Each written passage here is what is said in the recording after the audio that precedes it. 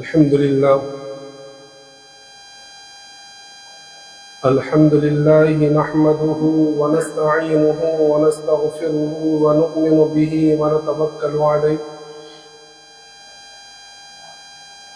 ونعوذ بالله من شرور أنفسنا ومن سيئات أعمالنا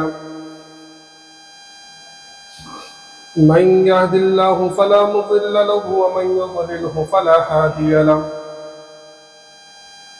ونشهد أن لا إله إلا الله وحده لا شريك له ولا نظير له ولا معين له ولا مشير له ولا مثال له ونشهد أن سيدنا وسندنا وشفيعنا وحبيبنا ومولانا محمدا عبده ورسوله أما بعد فقد قال الله تبارك وتعالى في القرآن المجيد والفرقان الحميد فأعوذ بالله من الشيطان الرجيم بسم الله الرحمن الرحيم إلا تنصروه فقد نصره الله إذ أخرجه الذين كفروا ثاني اثنين إذ هما في الغار إذ يقول لصاحبه لا تحزن إن الله معنا فأنزل الله سكينته عليه وأيده بجنود لم تروها وجعل كلمة الذين كفروا السفلى وكلمة الله هي العليا والله عزيز حكيم صدق الله العظيم. قبل اس کے بعد شروع ہو ایک مرتبہ بلند آواز کے ساتھ درود شریف پڑھیں. اللهم صل على سيدنا مولانا محمد وعلى آل سيدنا مولانا محمد وبارك وسلم كما تحب وترضى عدد ما تحب وترضى يا كريم. میرے محترم بزرگوں اور دوست اور عزیز ساتھیوں، اللہ تبارک و تعالی کا بہت بڑا احسان کرم ہے کہ اللہ تبارک و تعالی نے ہمیں اپنے گھر میں جمع ہونے کی توفیق عطا فرمائی اور اپنے سامنے سر جھکانے کی توفیق عطا فرمائی. کئی جمعے سے جو ہے آقا مدنی محمد عربی صلی اللہ علیہ وسلم کی سیرت مبارکہ کا ذکر چل رہا ہے اور آقا مدنی محمد عربی صلی اللہ علیہ وسلم کی ہجرت کا واقعہ شروع ہونے والا ہے. میں نے بتلایا تھا کہ سن 10 نبوت میں آپ کو 2 غم لگے، آپ کے چچا اور آپ کی زوج محترمہ کا انتقال ہوا. اس کے بعد جو ہے 11، 12، 13 یہ جو نبوت کے سال ہیں، اس میں آپ نے جو ہے قبائلوں کو دعوت دینا شروع کی. ان لوگوں کو دعوت دیتے ہوئے آپ کی ملاقات مدینے کے کچھ لوگوں سے ہوئی، وہ لوگ ایمان لے کر آ گئے اور اس کے بعد دوسرے سال پھر 12 لوگ آئے اور بیعت عقبہ اولیٰ ہوئی. تیسرے سال جو ہے پھر کچھ لوگ تقریباً 72-75 لوگوں کو لے کر آئے اور بیعت عقبہ ثانیہ ہوئی، جس میں مدینہ والوں نے اللہ کے رسول صلی اللہ علیہ وسلم سے مدینہ چلنے کی درخواست کی. مفصل واقعہ جو ہے گزر چکا ہے. اس درمیان میں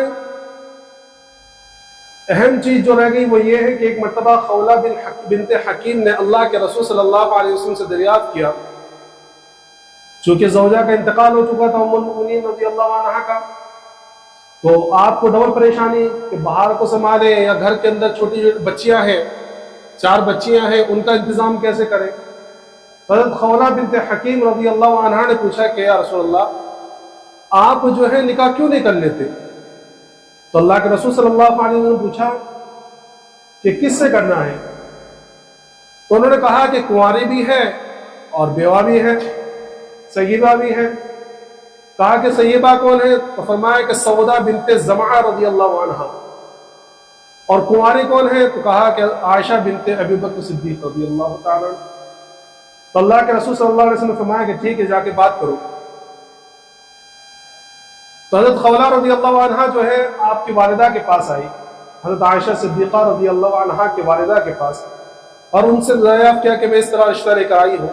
انہوں نے کہا کہ محمد صلی اللہ علیہ وسلم تو ان کی چچا ہے. تو انہوں نے کہا کہ کوئی سگے چچا تھوڑی ہے. تو انہوں نے کہا کہ ٹھیک ہے، میرے شوہر کو آنے دے دو، میں بات کرتی ہوں. شوہر سے بات کی. حضرت ابوبکر صدیق رضی اللہ تعالیٰ عنہ اولاً وہی کہا کہ وہ تو بھتیجی ہیں. لیکن جب بعد میں بتلایا کہ وہ سگی بھتیجی نہیں ہے تو وہ بھی تیار ہو گئے، ان کو کیا دیر تھی۔ تو یہ دو نکاح آپ کے ہجرت سے پہلے اور ہوئے ہیں۔ پہلا نکاح وہ تو آپ کو معلوم ہی ہوگا، پہلی بیوی کا نام کیا؟ اللہ کے رسول صلی اللہ علیہ وسلم۔ ہاں ارے بولے بھائی، حضرت خدیجہ رضی اللہ عنہ۔ پورے 11 نام گنواؤں گا اور آخر میں پوچھوں گا۔ پہلی بیوی کا نام حضرت خدیجہ بنت خویلد رضی اللہ عنہ۔ دوسری بیوی جو ہے حضرت جن کا نکاح ہوا دوسری حضرت سودا بنت زمعہ رضی اللہ تعالی عنہ، یہ بھی بیوہ تھی۔ اور تیسرا نکاح جو ہوا حضرت عائشہ صدیقہ رضی اللہ تعالی عنہ۔ آپ کی 11 بیویوں میں سے صرف حضرت عائشہ صدیقہ رضی اللہ تعالی عنہ یہ طلاق واری ہے۔ ان کے علاوہ جتنی بیویاں ہوئی ہیں یا تو طلاق شدہ ہیں یا پھر بیوہ ہیں۔ بہرحال ہجرت کا واقعہ اور ہجرت کی رات آ گئی۔ حضرت جبرائیل علیہ السلام نے کہا کہ یا رسول اللہ جو ہے اللہ کی طرف سے جو ہے آپ کو ہجرت کا حکم ہو گیا۔ دوپہر کے وقت جو پہنچے حضرت ابوبکر صدیق رضی اللہ تعالیٰ عنہ کے گھر اور کہا کہ آج رات میں ہجرت کے لیے چلنا ہے۔ اور یہاں جو ہے کافروں نے پورا جو ہے انتظام کر لیا کہ بھئی اللہ کے رسول صلی اللہ علیہ وسلم کو نعوذ باللہ جو ہے آج شہید کرنا ہے۔ اس میں خاص طور پر ابو جہل اور امیہ بن خلف، عاص بن وائل، ابی بن خلف، یہ بہت زیادہ تھے۔ آگے بڑھ کر یہ 11 لوگ تقریباً کے علاوہ اور یہ اللہ کے رسول صلی اللہ علیہ وسلم کو خاص طور پر منتخب ہوئے۔ جب رات کا وقت آیا تو یہ لوگ جو ہے چاروں طرف سے گھیر کر بیٹھ گئے اللہ کے رسول صلی اللہ علیہ وسلم کے گھر کو۔ اللہ کے رسول صلی اللہ علیہ وسلم نے حضرت علی رضی اللہ عنہ سے فرمایا کہ آج جو ہے تم میری چادر اوڑھ کے میرے بستر پر سو جاؤ اور جو امانتیں میرے پاس رکھی ہوئی ہیں وہ پہنچا کر ہم سے آ کر مدینے میں مل لینا۔ اور میں نے پچھلی مرتبہ بھی بات بتلائی تھی کہ اللہ کے رسول صلی اللہ علیہ وسلم کے اخلاق اور آپ پر لوگوں کا بھروسہ کہ ایک طرف تو جان کے پیاسے ہیں، کہ خون کے پیاسے ہیں اور باہر کھڑے ہوئے ہیں قتل کرنے کے لیے، اور دوسری طرف حال یہ ہے کہ مکہ کے مشرکین کا مال جو ہے اللہ کے رسول صلی اللہ علیہ وسلم کے پاس امانت رکھا ہوا ہے۔ اس میں تعلیم ہے ہمارے لیے کہ ہمارے اخلاق کیسے ہونے چاہیے، کہ جتنے بھی اللہ کے رسول صلی اللہ علیہ وسلم کے اخلاق، معاملات، آپ کی معاشرت بتلائی گئی ہے، یہ صرف اللہ کے رسول صلی اللہ علیہ وسلم کے لیے نہیں تھی، یہ اصل میں قیامت تک آنے والے ہمارے اور تمہارے جیسے ہر مرد کے لیے اخلاق اور یہ تعلیمات تھی۔ اور میں نے کتاب میں بڑی عجیب بات لکھی ہوئی دیکھی، تفسیر منیر کے حوالے سے اس میں لکھا ہوا ہے کہ تخلقوا باخلاق اللہ، کہ اپنے اخلاق کو اللہ کے اخلاق سے مزین کرو۔ بڑی عجیب بات کیا کہ تخلقوا باخلاق اللہ، کہ اپنے آپ کو اللہ کے اخلاق سے مزین کرو، کہ اللہ ستار ہے، گناہوں کی پردہ پوشی کرنے والا ہے، تم عبدالستار بن جاؤ، اپنے ساتھ رہنے والوں کے عیبوں کی پردہ پوشی کرو۔ اللہ غفار ہے، گناہوں کو معاف کرنے والا ہے، تم عبدالغفار بن جاؤ، لوگوں کی غلطیوں کو درگزر کرنے والے بن جاؤ۔ اللہ حلیم ہے، برداشت کرنے والا ہے، تم عبدالحلیم بن جاؤ، لوگوں کی اذیتوں کو برداشت کر لو۔ اللہ رحیم ہے، کریم ہے، تم عبدالرحیم، عبدالرحمان بن کر لوگوں کو معاف کر دو، لوگوں کی غلطیوں کو درگزر کر دو، کہ اپنے اخلاق کو بناؤ۔ تو اخلاق کی تعلیم بہت زیادہ قرآن کریم میں اور اللہ کے رسول صلی اللہ علیہ وسلم کی سیرت سے اور اللہ کے رسول صلی اللہ علیہ وسلم کی زندگی میں ہمیں ملتی ہے۔ تو اس موقع پر بھی اللہ کے رسول صلی اللہ علیہ وسلم نے یہ نہیں سوچا کہ بھئی یہ لوگ میرے جان کی پیاسے، ان کا مال لے کے چل دو، یہ تو حلال ہے، لیکن نہیں، اس وقت بھی فرمایا حضرت علی سے کہ یہ امانتیں سپرد کر کے میرے پاس آ کے مدینے میں مل لینا۔ اور جب رات ہوئی اور رات کا ایک حصہ گزر گیا تو آپ باہر تو جانی دشمن کھڑے ہیں، لیکن اللہ کے رسول صلی اللہ علیہ وسلم دروازے کے باہر نکلے، ایک ہاتھ مٹھی میں جو ہے مٹی لی اور یہ آیت پڑھ کے وَجَعَلْنَا مِن بَيْنِ أَيْدِيهِمْ سَدًّا وَمِن خَلْفِهِمْ سَدًّا فَأَغْشَيْنَاهُمْ فَهُمْ لَا يُبْصِرُونَ۔ سورہ یاسین پڑھ کے اور یہ آیت پر جب پہنچے تو اس پر پھونک مار کر جو ہے آپ نے جتنے بھی کافر باہر کھڑے تھے ان کے سروں پر اڑا دیا، ساری خاک ان کے آنکھوں کے اندر پہنچ گئی، بالکل ایک پردہ سے چھا گیا۔ اللہ کے رسول صلی اللہ علیہ وسلم کے درمیان سے نکال کے چلے گئے اور کسی کو پتہ تک نہیں، حالانکہ جاگ رہے تھے، کسی کو پتہ تک نہیں چلا۔ اور وہاں سے نکل کر اللہ کے رسول صلی اللہ علیہ وسلم جو ہے حضرت ابوبکر صدیق رضی اللہ تعالیٰ کے گھر پر پہنچ گئے۔ آپ بالکل تیار تھے. آپ کی بیٹی حضرت اسما بنت ابی بکر رضی اللہ عنہ نے فوراً توشیدان تیار کیا، اور جب باندھنے کے لیے کوئی چیز نہیں ملی تو آپ نے جو اس زمانے کے اندر جو عورتیں جو کپڑا پہنا کرتی تھی تو کمر کے پاس سے ٹائٹ کرنے کے لیے ایک پٹکا باندھتی تھی، سمجھے بیلٹ جیسا. تو وہ اور کچھ چیز نہیں ملی تو انہوں نے کیا کیا، اس کے 2 ٹکڑے کر دیے اور ایک ٹکڑا باندھ لیا اور ایک ٹکڑا جو ہے توشیدان کو لگا دیا. اس وقت سے اللہ کے رسول صلی اللہ علیہ وسلم کی طرف سے آپ کو خطاب ملا ذات النطاقین، 2 پٹکوں والی، سمجھے. وہاں سے آپ نکلے، پیدل ہی سفر کیا، اور پیدل سفر کر کے آپ کہاں پہنچے؟ غار سور میں. یہ مکہ سے جو ہے تقریباً 2.5-3 میل کی دوری پر جو ہے وہ پہاڑ ہے. الحمدللہ ابھی میرا جانا ہوا عمرے کیا اس میں، تو وہ پہاڑ دور سے دیکھا، ہمت نہیں جانے کی، کیونکہ بھائی ساتھ میں جو تو انہوں نے کہا کہ 2 گھنٹے لگتے ہیں، اور لے کے بھی دوپہر کے ٹائم پہ گیا تو 2 گھنٹے اتنی شدید گرمی، تو چڑھنے کی ہمت نہیں ہوئی. دعا کرے اللہ تعالیٰ پھر موقع ملے. تو آپ گئے تھے ماشاء اللہ، دیکھا بہت مطلب اس زمانے کے اندر بھی جب حالات اتنے سازگار ہیں، وہ دور سے دیکھ کے بھی اتنا ہیبت ناک لگتا ہے، اور اتنا اوپر وہ کہ 2 گھنٹے چڑھنا. تو اللہ کے رسول صلی اللہ علیہ وسلم وہاں پہنچے اور وہاں اوپر چڑھائی شروع کی. کچھ دور تک آپ خود چلے، اس کے بعد جو آپ کے پاؤں جو ہے نازک بدن تھا آپ کا، تو وہ جو ہے پاؤں مبارک زخمی ہو گئے. تو اللہ کے رسول صلی اللہ علیہ وسلم کو حضرت ابوبکر صدیق رضی اللہ تعالیٰ عنہ نے اپنے کمر پہ اٹھا لیا، اور اس حالت میں حضرت ابوبکر صدیق رضی اللہ تعالیٰ اوپر چڑھے. وہاں پہنچ کر جب وہ غار آیا تو حضرت ابوبکر نے کہا کہ یا رسول اللہ آپ تھوڑی دیر یہیں ٹھہریے، میں اندر جاتا ہوں، پتہ نہیں کیسے غار ہے، بہت دنوں پرانا ہے، میں جا کر صاف صفائی کرتا ہوں، اس کے بعد اب اندر آئیے. حضرت ابوبکر صدیق رضی اللہ تعالیٰ اندر گئے، پورا صاف وغیرہ کیا. وہاں کچھ سوراخ بنے ہوئے تھے، تو حضرت ابوبکر صدیق رضی اللہ تعالیٰ نے ایک کپڑا جو ہے اپنے پاس کا جو پھاڑا اور سارے سوراخ بھر دیے، لیکن ایک سوراخ جو ہے پھر بھی خالی رہ گیا. تو حضرت ابوبکر نے اللہ کے رسول صلی اللہ علیہ وسلم کو آواز دی اندر آنے کی، اور اس سوراخ پر اپنا انگوٹھا رکھ دیا تاکہ وہ سوراخ بند ہو جائے، اور اللہ کے رسول صلی اللہ علیہ وسلم کو اندر بلا لیا. اللہ کے رسول صلی اللہ علیہ وسلم تشریف لائے، اور حضرت ابوبکر صدیق رضی اللہ تعالیٰ کے زانو مبارک پر سر رکھ کر آرام کرنے لگے. اس سوراخ کے اندر ایک سانپ تھا، وہ باہر نکلنے کی کوشش کرنے لگا. چونکہ حضرت ابوبکر کا انگوٹھا وہ رکھا ہوا تھا تو اس نے انگوٹھے کے اندر جو ہے ڈس لیا. حضرت ابوبکر صدیق رضی اللہ تعالیٰ کو بڑی تکلیف ہوئی، لیکن آقا مدنی محمد عربی صلی اللہ علیہ وسلم کے آرام کا خیال کہ بالکل اس وقت بھی حرکت نہیں کی، لیکن سانپ پر ڈسا. آج تو بچھو بھی ڈس لینا تو حالت خراب ہو جاتی ہے انسان کی، وہ تو سانپ تھا. تو شدت تکلیف کی وجہ سے آپ کے آنکھوں سے جو ہے پانی آنسو جاری ہو گئے، اور وہ آنسو کا قطرہ اللہ کے رسول صلی اللہ علیہ وسلم کے چہرے انور پر گرا. اللہ کے رسول صلی اللہ علیہ وسلم کی آنکھ کو فرمایا کہ ابوبکر کیا بات ہے؟ کہا کہ یا رسول اللہ پتہ نہیں کسی چیز نے کاٹ لیا، رات کا وقت تھا. تو اللہ کے رسول صلی اللہ علیہ وسلم نے آپ کے انگوٹھے پر جو ہے اپنا لعاب مبارک تھوک لگا دیا. حضرت ابوبکر صدیق رضی اللہ عنہ کی جتنی تکلیف تھی فوراً اسی وقت دور ہو گئی. کہ اللہ کے رسول صلی اللہ علیہ وسلم کا معجزہ ہے کہ آپ کے لعاب مبارک میں اللہ نے جو ہے شفا رکھی دی. بہرحال رات یہاں گزری، اور وہاں حالت یہ ہے کہ جب اللہ کے رسول صلی اللہ علیہ وسلم نکل گئے تو ایک شخص نے آگے کہا بھی ابو جہل وغیرہ سے کہ تم کیوں کھڑے ہو؟ انہوں نے بتلایا کہ اس لیے کھڑے. کہا کہ محمد صلی اللہ علیہ وسلم تو نکل کے چلے گئے، لیکن اسے کوئی بات کا دھیان نہیں دیا، کیونکہ باہر کھڑے ہیں بالکل تلوار ہاتھ میں لیے ہوئے کہ جیسے اللہ کے رسول صلی اللہ علیہ وسلم نکلے فوراً جو ہے حملہ کر دیں.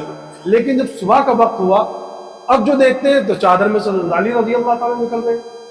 تو پوچھا کہ بھئی کیا حضرت محمد صلی اللہ علیہ وسلم کہا ہے؟ تو حضرت علی نے کہا کہ مجھے علم نہیں. پکڑ کر حرم میں لے گئے، مارا پیٹا، بہت زیادہ سختی کی، لیکن انہوں نے بتایا ہی نہیں. واقع حقیقت تو اس وقت تو معلوم ہی نہیں تھا، کیونکہ اللہ کے رسول صلی اللہ علیہ وسلم نے اپنے اس سفر سے کہ سفر کس طرح سے کرنا ہے، یہ اس وقت تک جو ساتھ میں گائیڈ بن کے چلنے والا تھا نا، جو راستہ دکھانے والا تھا عبداللہ ابن اریقت، ان کو بھی نہیں بتلایا تھا. ان کو یہ بعد میں بتلایا کہ کون سا راستہ اختیار کرنا ہے. تو انہوں نے کہا کہ مجھے معلوم نہیں، بہت سختی کی، مارا پیٹا، لیکن کچھ نتیجہ کہاں سے نکلتا. اچھا، یہ یہاں ایک بات سمجھنے کی ہے کہ یہ حضرت علی رضی اللہ تعالیٰ کا جگرا، اللہ کے رسول صلی اللہ علیہ وسلم کے باتوں پر یقین اور آپ کے بے خوفی کہ جانتے ہیں کہ باہر بالکل جانی دشمن تلوار لے کے کھڑے ہیں کہ باہر نکلتے ہی جان سے مار دیں گے، لیکن پھر بھی اطمینان سے سو رہے. کسی نے بعد میں پوچھا کہ علی کیا آپ کو ڈر نہیں محسوس ہوا کہ باہر جانی دشمن کھڑے؟ تو فرمانے لگے کہ جتنی اطمینان کے ساتھ اس رات مجھے نیند آئی تھی، اس کے علاوہ کبھی زندگی میں نیند نہیں آئی، کیونکہ اللہ کے رسول نے فرما دیا تھا کہ یہاں سے نپٹا کر یہ سارے امانتیں سپرد کر کے بعد مدینے میں آ کے مجھ سے مل لینا. تو مجھے اللہ کی ذات سے امید تھی کہ اللہ کے رسول کا یہ قول تو مجھے مدینے جانے سے پہلے کوئی مان نہیں سکتا، کوئی مان نہیں سکتا۔ بہرحال اس کے بعد جو حضرت ابو بکر صدیق رضی اللہ عنہ گھر پہ پہنچے اور وہاں جا کے دروازہ کھٹکھٹایا۔ جب دروازہ کھٹکھٹایا تو حضرت اسماء نے دروازہ کھولا، کہا کہ تمہارے والد کہاں ہیں؟ انہوں نے کہا کہ مجھے تو علم نہیں۔ تو ابو جہل نے جو ہے یہ بتلایا کہ بہت ہی فتین شرری اس امت کا فرعون، بہت ہی متکبر، اس نے جب یہ بات سنی تو فوراً ایک تماچا ایسا زور سے مارا کہ حضرت اسماء رضی اللہ تعالیٰ عنہا کی بالی ٹوٹ کے نیچے گر گئی اور اس کے بعد بنا ہے وہاں سے چلا گیا۔ یہ یہاں غور کرنے والی بات یہ ہے کہ آج کچھ خبیث جو شیعہ ہیں، جو نالائق بدترین کافر اس دنیا کے، وہ لوگ حضرت ابو بکر صدیق رضی اللہ تعالیٰ کے اوپر بڑی کیچڑ اچھاڑتے ہیں اور وہ یہ بھونک بھونک کر یہ ثابت کرنا چاہتے ہیں کہ حضرت ابو بکر کا اسلام کے اندر کوئی وہ نہیں۔ میں تو یہ کہتا ہوں کہ حضرت ابو بکر کا تو چھوڑیے، حضرت ابو بکر کے خاندان والوں کا جتنا احسان اس امت کے اوپر ہے کسی کا نہیں ہے۔ اور اللہ کے رسول صلی اللہ علیہ وسلم کی حدیث سے فرمایا کہ میں نے دنیا کے اندر جس نے بھی میرے اوپر ذرہ برابر بھی احسان کیا، میں نے سب کے احسان کا بدلہ دے دیا، لیکن ابو بکر کے احسان کا بدلہ میں چکا نہیں پایا۔ جب ایمان لایا تھا ابو بکر صدیق رضی اللہ تعالیٰ عنہ تو 40,000 دینار آپ کے پاس تھے، 40,000، لیکن جس وقت ہجرت کا موقع آیا تو 5,000 بچے تھے، باقی کے 35,000 حضرت بلال کو چھڑانے میں، حضرت صہیب کو چھڑانے میں، جتنے بھی بڑے بہت سارے غلام تھے جو اسلام لے کر آگئے تھے اور ان کا کوئی پوچھنے والا نہیں تھا، اور مشرکین مکہ ان کو مارا کرتے، پیٹا کرتے، ایسے غلاموں کو چھڑا کر آزاد کیا۔ آپ کے ابا ابو قحافہ کہا کرتے تھے ابو بکر اگر چھڑانا بھی ہو تو کوئی طاقتور غلام کو چھڑا تاکہ ہمارے کچھ کام آئے۔ تو ابو بکر رضی اللہ تعالیٰ کہا کرتے تھے کہ میں ان کو اپنے لیے نہیں چھڑاتا، میں تو ان کو للہ چھڑاتا ہوں، کہ اللہ کے واسطے چھڑاتا ہوں۔ تو اتنا تو 5,000 بھی ہجرت کے موقع پر وہ بھی لے کے چلے گئے۔ تو روایتوں کا تاریخ کے اندر لکھا ہے کہ جب جانے کے بعد جو ہے آپ کے جو والد ہیں ابو قحافہ وہ آئے، وہ ایمان نہیں لائے تھے اس وقت، تو وہ آئے اور کہنے لگے اپنی پوتیوں سے کہ ابو بکر نے اچھا نہیں کیا کہ خود تو چلا گیا اور اپنے بچوں کو یہاں چھوڑ گیا، اور پتہ نہیں ماں کچھ سامان تمہارے لیے کچھ سامان چھوڑ کے گیا نہیں گیا، کچھ مال چھوڑ کے گیا نہیں کیا۔ حضرت اسماء رضی اللہ تعالیٰ نے کیا چالاکی کی کہ چھوٹی چھوٹی کنکریاں اٹھائیں، ایک جگہ رکھی اور اس کے اوپر کپڑا ڈال دیا۔ یہ ابو قحافہ اس وقت ایمان نہیں لائے تھے اور نابینا تھے، اور اپنے دادا کا ہاتھ پکڑ کے ان کے اوپر رکھ دیا کہ دادا جان ابا نے تو بہت ساری چیز چھوڑی ہے، بہت کچھ چھوڑا ہے، اور فرماتی ہے کہ اللہ کی قسم حضرت ابو بکر نے اس وقت 1 دینار تک نہیں چھوڑا، گھر میں اللہ اور اس کے رسول کے علاوہ کچھ نہیں تھا۔ یہ قربانیاں ہیں حضرت ابو بکر صدیق رضی اللہ تعالیٰ کی اور آپ کے خاندان والوں کی۔ بہرحال یہاں پورا ڈھونڈنا، سب جگہ تلاشی شروع ہوئی، تلاش کرنے کے لیے دوڑائے گئے، کچھ وہ نہیں ملا۔ تو بعد میں انعام کا اعلان ہوا، کیا کہ جو بھی محمد صلی اللہ علیہ وسلم کو ڈھونڈ کر لائے گا اس کو 100 اونٹ کا انعام ملے گا۔ اور وہاں یہ انتظام کیا گیا کہ رات میں جو ہے آپ کے جو غلام تھے عامر بن فہیرہ، یہ رات میں بکریاں لے کر آ جاتے چرانے کے بہانے، تو اللہ کے رسول صلی اللہ علیہ وسلم اپنے جو جتنی ضرورت ہوتی اتنا دودھ پی لیتے بکریوں کا۔ اور حضرت عبداللہ بن ابی بکر رضی اللہ عنہ یہ جاسوس بنے ہوئے تھے کہ دن بھر جو ہے مکہ کے اندر گھوما کرتے، کبھی یہاں بیٹھا، کبھی وہاں بیٹھے، کبھی وہاں بیٹھے، اور دیکھتے رہتے کیا بات ہو رہی، اور رات میں جا کے اللہ کے رسول صلی اللہ علیہ وسلم کو پوری رپورٹ دیتے کہ آج دن بھر یہ بات ہوئی ہے اور آپ کی تلاشی ہو رہی ہے۔ اللہ کے رسول صلی اللہ علیہ وسلم نے 3 رات غار ثور میں قیام فرمایا۔ چوتھی رات میں جو ہے جب 3 رات گزر گئی تو عبداللہ بن اریقت کو بلا لیا تھا کہ بھئی اس دن تم کو آنا ہے، صبح میں وہاں پہنچ گئے۔ وہاں پہنچ کر جو ہے پھر آگے کا سفر شروع ہوا۔ جب یہاں اعلان ہوا تو بہت سارے لوگ ڈھونڈنے گئے۔ اچھا جب غار ثور میں چھپے ہوئے تھے تو جب تلاشی شروع ہوئی تو لکھا ہے تاریخ کی کتابوں میں کہ کچھ لوگ غار ثور میں ہی پہنچ گئے تھے وہاں بھی، اور اس طرح پہنچے ہوئے تھے کہ حضرت ابو بکر صدیق رضی اللہ عنہ فرماتے ہیں، آپ سے فرمایا کہ یا رسول اللہ اگر یہ لوگ ہم اپنے قدموں پر نظر ڈال لیں، یعنی نیچے دیکھ لیں تو یہ ہم کو پا لیں گے، لیکن اللہ کی قدرت اور اللہ کا کرشمہ کہ اللہ کس طرح حفاظت پر آتا ہے، اور جب اللہ حفاظت کرنے پر آئے تو کس طرح حفاظت کرتا ہے۔ جو وہ غار تھا اس غار کے اوپر جو ہے مکڑی نے جو ہے اپنا جالا بن دیا، اور اسی وقت جو ہے کبوتر نے گھونسلہ بنایا، اس کے انڈے دے دیے۔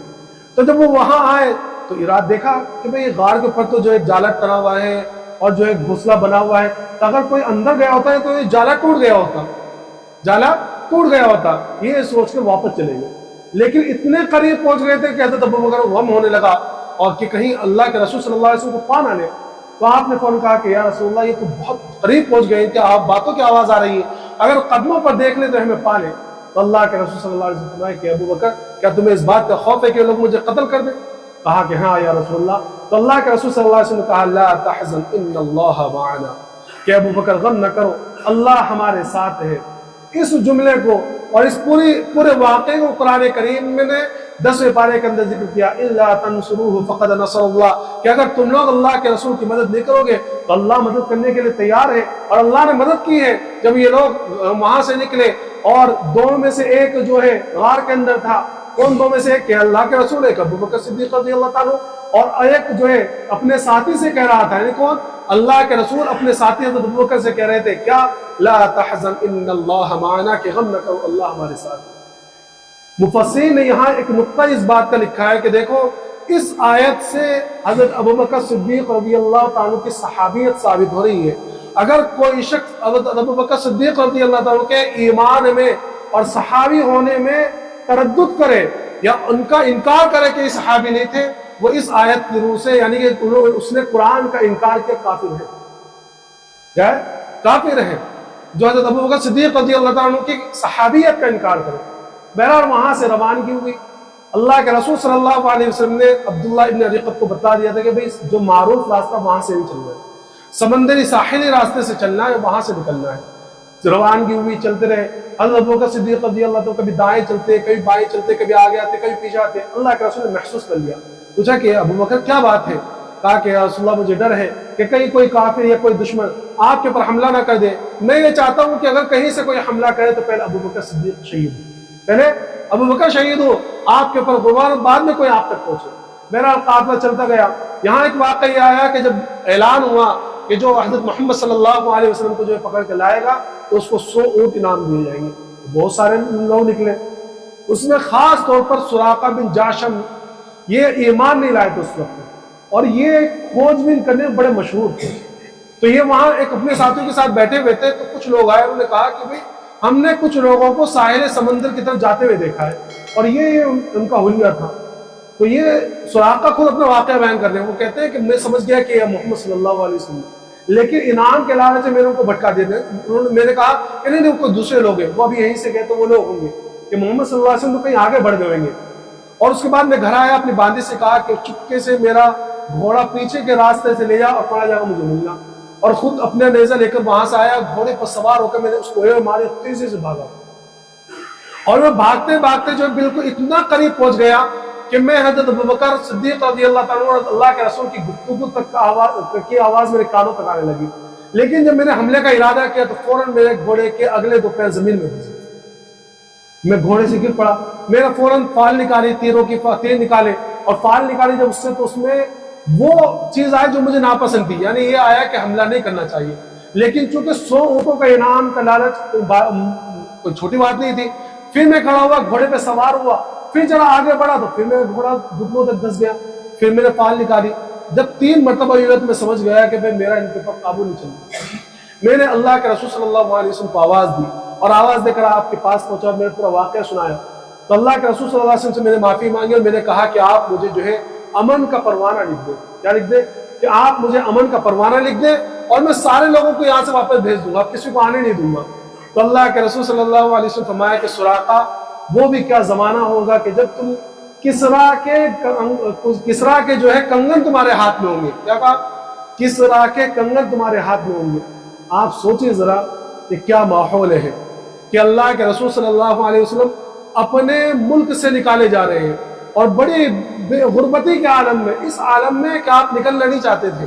روایتوں کے اندر لکھا ہے کہ جب آپ مکہ سے روانہ ہوئے تو کعبۃ اللہ کو دیکھ کر، مکہ شہر کو دیکھ کر کہا کہ مکہ تو مجھے بڑا محبوب تھا، تو بڑا پاکیزہ شہر ہے، اگر تیرے نکالنے والے مجھے نہ نکالتے تو تجھے نہ چھوڑتا۔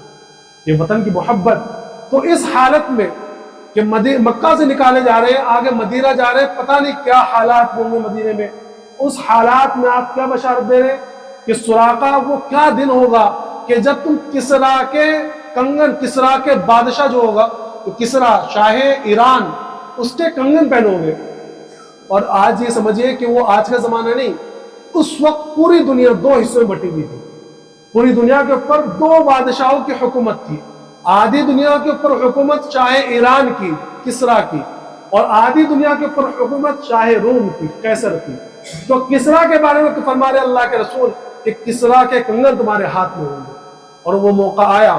حضرت عمر رضی اللہ تعالیٰ کے زمانے میں ایران فتح ہوا اور کسرا مارا گیا اور اس کے ہاتھوں کے کنگن جو ہے حضرت عمر رضی اللہ تعالیٰ کے سامنے مال غنیمت میں لائے گئے.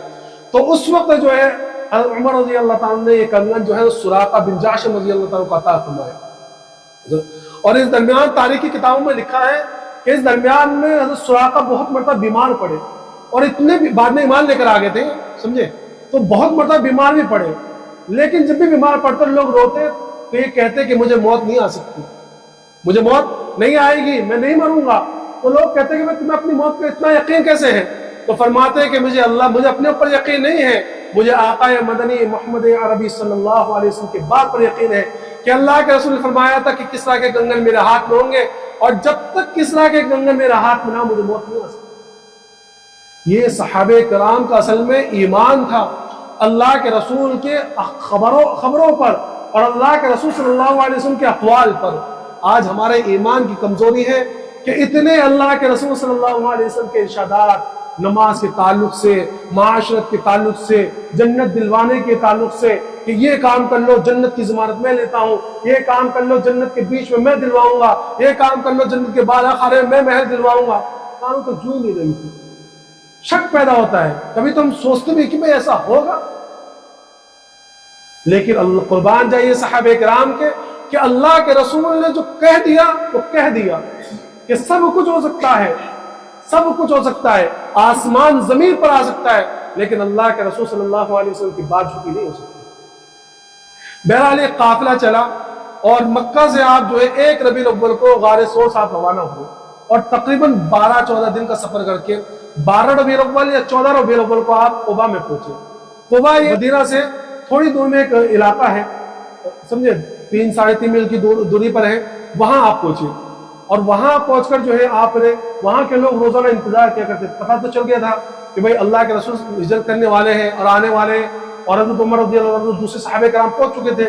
تو روزانہ انتظار کرتے تھے, صبح نکلتے وہاں بیٹھ کر چکچکی باندھ کے دیکھا کرتے تھے اور شام میں جو ہے واپس آ جاتے.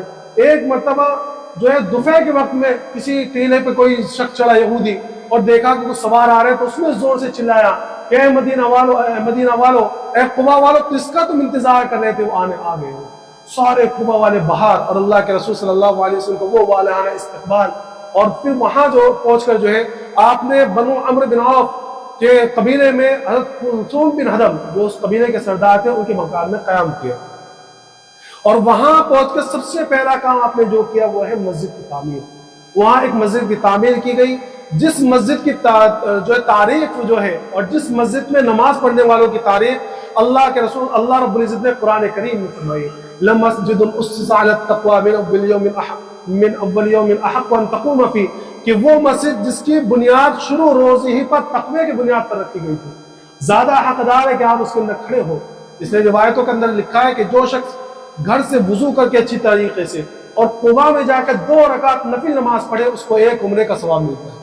اتنے 1 عمرے کا ثواب ملتا ہے مسجد قبا میں نماز پڑھنے. ماشاءاللہ بہت اچھی شاندار مسجد بنا دی گئی, تو بڑی مسجد بنا دی گئی. تو بہرحال وہاں آپ کا کچھ دن قیام رہا اور 3 دن کے بعد علی رضی اللہ تعالیٰ بھی وہیں آ گئے مدینہ منورہ میں. اس کے بعد جو ہے یہاں سے روانگی کا مرحلہ آیا اور چونکہ قریب میں ہی ہے تو آپ نے اونٹنی جو ہے چھوڑ دی اور لوگوں سے کہا کہ اس اونٹنی کی مہار کوئی نہ پکڑے. یہ اونٹنی من جانب اللہ چل رہی ہے, کیونکہ ہر ایک کی تمنا, ہر ایک سردار, ہر ایک قبیلے کے سردار کی تمنا یہ تھی کہ اللہ کے رسول ہمارے گھر تشریف لائے, اللہ کے رسول ہمارے گھر تشریف لائے. لیکن اللہ کے رسول صلی اللہ علیہ وسلم فرمایا کہ اس کی لگام نہ پکڑو, اس کی مہار کو چھوڑ دو, یہ اللہ کی طرف سے جہاں ٹھہرے گی اس کو اللہ کے حکم سے جہاں ٹھہرے گی وہیں قیام ہوگا. ایک اونٹنی چلتے چلتے وہاں آ کے بیٹھی جہاں اس وقت مسجد نبوی ہے, سمجھے, وہاں آ کے بیٹھی. اللہ کے رسول صلی اللہ علیہ وسلم وہاں اتر گئے. یہ اونٹنی پھر کھڑی ہوئی تھوڑی دور آگے گئی اور وہاں جا کر جہاں حضرت ابو ایوب انصاری رضی اللہ عنہ کا گھر تھا وہاں جا کے بیٹھ گئی. پھر وہاں سے کھڑی پھر اپنی جگہ آ کے بیٹھ گئی. تو اللہ کے رسول صلی اللہ علیہ وسلم فرمایا کہ اچھا, یہ ہونے سے پہلے ہی چونکہ حضرت ابو ایوب انصاری رضی اللہ عنہ یہ آپ کے ننیالی خاندان والوں میں سے تھے, کہ آپ کی ننیال انہی کے خاندان میں سے جس کا نام بنی نجار تھا. تو یہ جو ہے فوراً حضرت ابو ایوب انصاری رضی اللہ عنہ کچھ پوچھا نہیں, فوراً کجاوا اٹھایا اور اپنے گھر پہ بیٹھے تھے, سمجھے. تو اللہ کے رسول صلی اللہ علیہ وسلم فرمایا کہ بھائی جہاں کجاوا وہاں مہمان, کہ اب میرا جو قیام جو ہے حضرت ابو ایوب انصاری رضی اللہ عنہ کے گھر پر ہوگا۔ جب اللہ کے رسول صلی اللہ علیہ وسلم تشریف لائے تو وہاں کا منظر کھینچا ہے لوگوں نے، اور تاریخ کے اندر ایک صحابی فرماتے ہیں جس وقت اللہ کے رسول صلی اللہ علیہ وسلم مدینہ منورہ میں تشریف لائے اس وقت سب سے روشن ترین دن تھا وہ ہمارے لیے، سب سے زیادہ روشن ترین دن، اور جس دن اللہ کے رسول صلی اللہ علیہ وسلم وفات پا گئے وہ سب سے تاریک دن تھا ہمارے لیے۔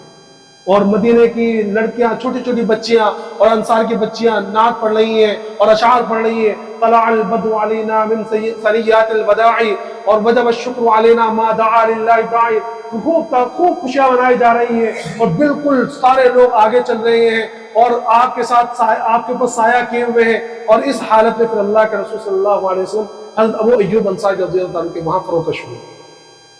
یہاں آنے کے بعد اب آپ کے لیے اصل چیلنج شروع ہوا۔ آپ کا قیام جو ہے نیچے رہا، حضرت ابو ایوب ان سے اوپر والے یعنی فرسٹ فلور پر حضرت ابو ایوب انصاری رضی اللہ عنہ، حضرت ابو ایوب انصاری رضی اللہ عنہ بولا بھی، کہا بھی کہ یا رسول اللہ ہمیں اچھا نہیں لگتا کہ آپ نیچے رہے ہم اوپر رہیں۔ تو اللہ کے رسول صلی اللہ علیہ وسلم فرمایا کہ نہیں، مجھ سے ملنے کے لیے لوگ آئیں گے، اگر میں اوپر رہوں گا اور تم نیچے رہو گے تو تمہیں تکلیف ہوگی، اس لیے میں نیچے ٹھیک ہوں، تم اوپر رہو۔ بہرحال اب یہاں پہنچ کر اللہ کے رسول صلی اللہ علیہ وسلم صحابہ کرام کی اصل آزمائش وہ یہ کہ دیکھو اب تک جو تھے کوئی ملک نہیں، کوئی علاقہ نہیں، دوسروں کے دست نگر تھے، اپنے کھانے پینے کا مسئلہ، اب یہاں چونکہ ایک اطمینان سے ملا، اب ساری چیزیں یہاں سے شروع کہ معاشرت کس طرح، آپس میں کس طرح رہے، کیونکہ وہاں جب مدینے میں پہنچے تو خالی مشرکین نہیں تھے، وہاں میں نے بتلایا تھا کہ یہودی بھی تھے، اور یہودی میں 3 قبیلے تھے، بنو قینقاع، بنو نذیر اور بنو قریظہ، یہ 3 قبیلے وہاں رہتے تھے اور تینوں یہودی کے قبیلے۔ تو ان کے ساتھ معاہدہ کرنا کہ ان کے ساتھ کیا معاملہ کیا جائے۔ اچھا مدینے والے بھی سارے ایمان نہیں لائے تھے اس وقت تک، کچھ مشرک بھی تھے اس وقت تک۔ یہ الگ بات ہے کہ کچھ ہی دنوں کے اندر اللہ کے رسول صلی اللہ علیہ وسلم کے اخلاق کو دیکھ کر تقریباً پورا مدینہ ایمان لے آیا۔ اس کے اندر کچھ لوگ ایسے تھے جو بظاہر ایمان لے کر آ گئے تھے، اس میں خاص طور پر نام عبداللہ ابن ابی ابن سلول۔ یہ اصل میں کون شخص تھا کہ جب اوس اور خزرج میں لڑائی ہوئی اور لڑائی کرتے کرتے ان کے بڑے بڑے سردار مارے گئے، تو آپس میں انہوں نے یہ کیا کہ اب ایک کام کرتے ہیں، ہم دونوں قبیلے کسی ایک کو سردار بنا لیتے ہیں۔ تو انہوں نے مشورے سے یہ کیا کہ اچھا ٹھیک ہے، کچھ دنوں کے بعد یعنی حج کا موقع ختم ہو جائے تو ہم عبداللہ ابن ابی ابن سلول کو اپنا بادشاہ بنا دیں۔ تو گویا اللہ کے رسول صلی اللہ علیہ وسلم کے آنے سے پہلے یہ مدینے کا بادشاہ بننے والا تھا، لیکن اس میں اللہ کے رسول صلی اللہ علیہ وسلم آ گئے، تو ظاہر سی بات ہے کہ جہاں آقا مدنی محمد عربی صلی اللہ علیہ وسلم تشریف فرما ہو وہاں صحابہ کسی اور کو کہاں وہ رکھیں گے۔ تو اس کے ارمانوں پر پورا پانی پھر گیا۔ تو اس نے ایمان کی طاقت دیکھ کر اور مسلمانوں کی بڑھتی ہوئی قوت دیکھ کر بظاہر اسلام قبول کر لیا۔ بظاہر کیا ہے؟ اسلام قبول کر لیا۔ کیوں؟ کیونکہ اس نے سوچا کہ اگر میں اسلام قبول نہیں کروں گا تو غزوہ بدر میں جو مال غنیمت ملا تھا، اچھا غزوہ بدر کے بعد اس نے اسلام قبول کیا، تو جس طرح غزوہ بدر میں مال غنیمت لوگوں کو ملا تو اس کے اندر اس کا نہیں آیا کیونکہ یہ تو مسلمان نہیں تھا، تو اس نے بعد میں اسلام قبول کر لیا۔ لیکن در پردہ یہ سب سے زیادہ اللہ کے رسول اور صحابہ کرام کو نقصان پہنچانے والا، اس لیے اللہ کی طرف سے اعلان ہے ان المنافقین فی الدرک الاسفل من النار، کہ جہنم پہ جو 7 طبقات ہیں، جو سب سے اوپر والا طبقہ ہے انہیں سب سے کم جو ہے سزا ہوگی، سب سے ہلکا عذاب۔ جو سب سے نیچے درجہ ہے جہنم کا، سب سے نچلا درجہ، وہ سب سے زیادہ تاریک، سب سے زیادہ گھٹا ٹوپ اور بالکل اندھیرا اور سب سے خطرناک عذاب ان لوگوں کو ہوگا۔ تو جہنم کے سب سے نچلے درجے میں یہ منافقین ہیں۔ کیوں؟ کیونکہ بظاہر اسلام قبول کر کے در پردہ بہت زیادہ نقصان پہنچانے کی کوشش، یہاں تک کہ مسجد قباء جہاں بنی ہوئی ہے تو مسجد قباء کے قریب ہی میں اسی علاقے کے اندر ان لوگوں نے بظاہر اللہ کے رسول کو نقصان پہنچانے کے لیے ایک مسجد بھی بنا دی تھی۔ بظاہر مسجد تھی کہ نام تو مسجد کا، لیکن وہ بیٹھ کر وہاں سازشیں کیا کرتے۔ تو اللہ کی طرف سے حکم، اللہ کے رسول کو جاؤ اس مسجد کو جا کے جلا دو، یہ مسجد ضرار ہے، تکلیف پہنچانے کے لیے بنائی گئی۔ تو یہ تمام آزمائشیں اور تمام حالات جو آئندہ پیش آنے والے تھے، تو ان سے اللہ کے رسول صلی اللہ علیہ وسلم کیسے نپٹے اور آگے اسلامی سلطنت کی بنیاد کیسے رکھی گئی اور وہاں سے اسلام کی روشنی کیسے پھیلی، انشاءاللہ آئندہ جمعوں کے اندر بیان کیا جائے گا۔ اللہ تبارک و تعالیٰ تمام کو اللہ کے رسول صلی اللہ علیہ وسلم کی سیرت پر عمل کرنے کی توفیق عطا فرمائے۔ وآخر دعوانا الحمدللہ رب العالمین۔